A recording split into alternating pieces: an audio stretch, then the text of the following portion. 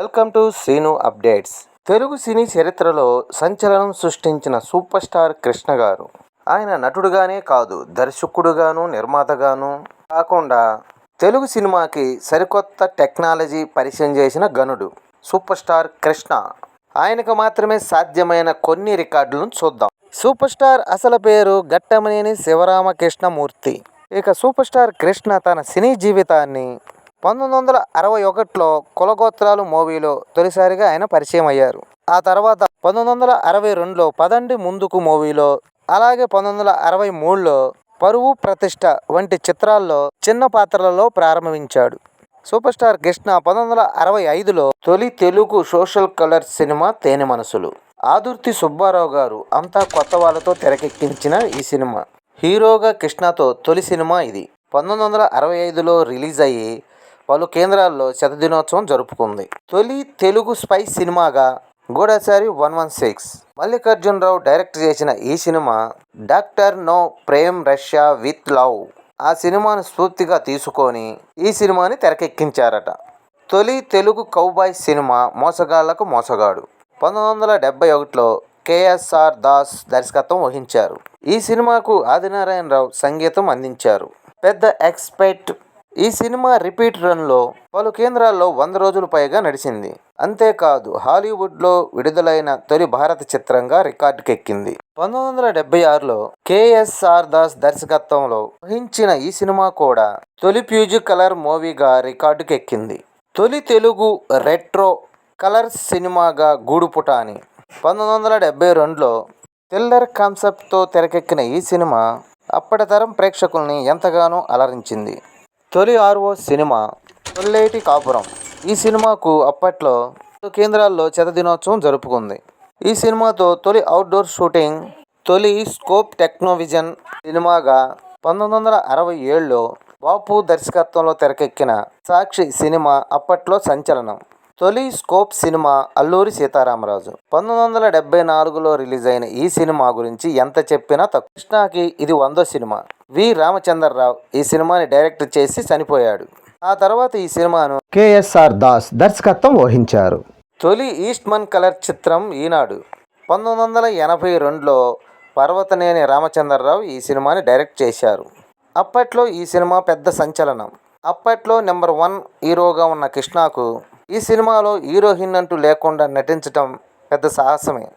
తొలి 70mm cinema సింహాసనం.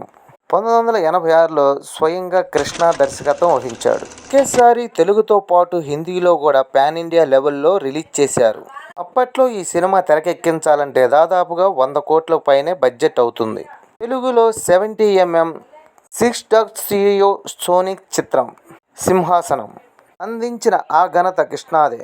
ఈ సినిమాలో తొలిసారి మెగాఫోన్ పట్టుకున్న సూపర్ స్టార్ కృష్ణ. తొలి డిటిఎస్ సినిమా తెలుగు వీర లేవరా. 1995లో తెలుగు వీర సినిమాకు సీక్వెల్గా తెరకెక్కించిన ఈ సినిమా పివి సత్యనారాయణ డైరెక్ట్ చేశారు. ఒక ఏడాది అత్యధిక సినిమాలను విడుదల చేసిన ఘనత సూపర్ స్టార్ కృష్ణదే.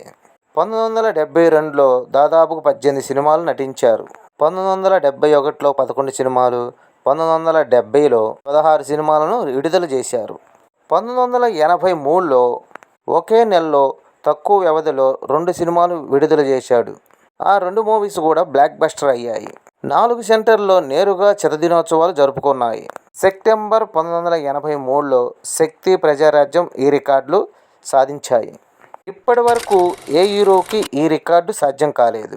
అంతేకాదు ఒకే రోజు ఇద్దరు దొంగలు, యుద్ధం వంటి సినిమాలను రిలీజ్ చేసిన ఘనత సూపర్ స్టార్ కృష్ణకే దక్కుతుంది. సూపర్ స్టార్ కృష్ణ 80 మంది పైగా హీరోయిన్లతో నటించారు.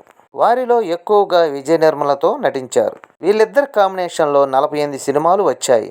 ఆ తర్వాత జయప్రదతో 47 చిత్రాలు, ఆ తర్వాత శ్రీదేవితో 31 చిత్రాలు, రాధాతో 23 చిత్రాలు నటించారు. విజయశాంతితో దాదాపుగా 13 సినిమాలనే నటించారు. ఇది కాకుండా ఒక రికార్డు ఉంది. 25 సినిమాల్లో ద్విపాత్రాభినయం చేశారు. ఇక 7 సినిమాల్లో త్రిపాత్రాభినయం చేశారు. రికార్డు సృష్టించారు.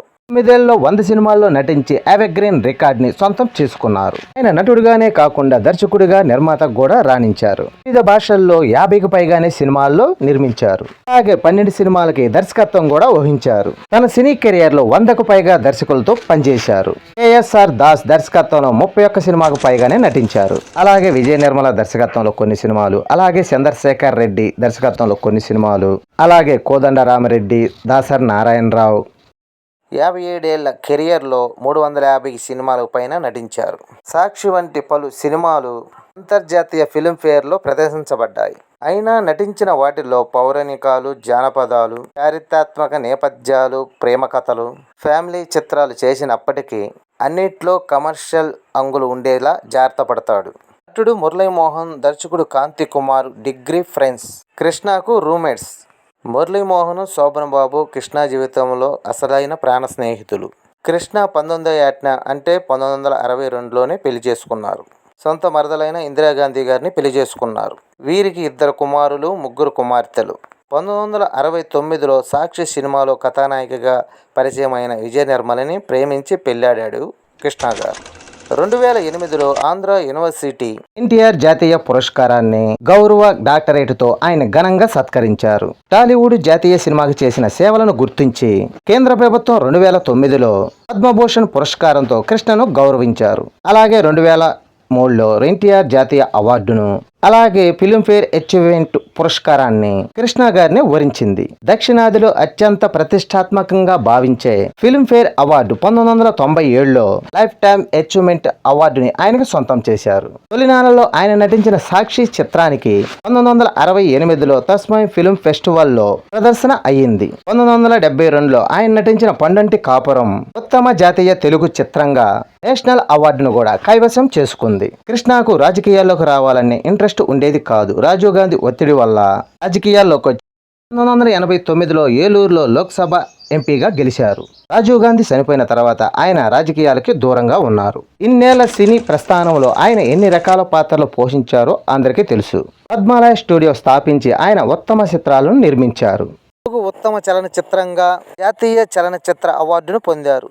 అతను పౌరాణిక, నాటక, పాశ్చాత్యక, ఫ్యాంటసీ, యాక్షన్, గూఢచారి మరియు చారిత్రాత్మక చిత్రాలలో విభిన్నమైన శైలితో పాత్రలు చేశారు. ఆయన కెరియర్లోని ఎన్నో అవార్డులు, రివార్డులు అందుకున్నారు. మరి ఆయన వర్ధంతి సందర్భంగా ఆయన ఒకసారి గుర్తు తెచ్చుకుందాం. ఈ వీడియో నచ్చితే లైక్ చేయండి, షేర్ చేయండి, ప్లీజ్ సబ్స్క్రైబ్ చేయండి.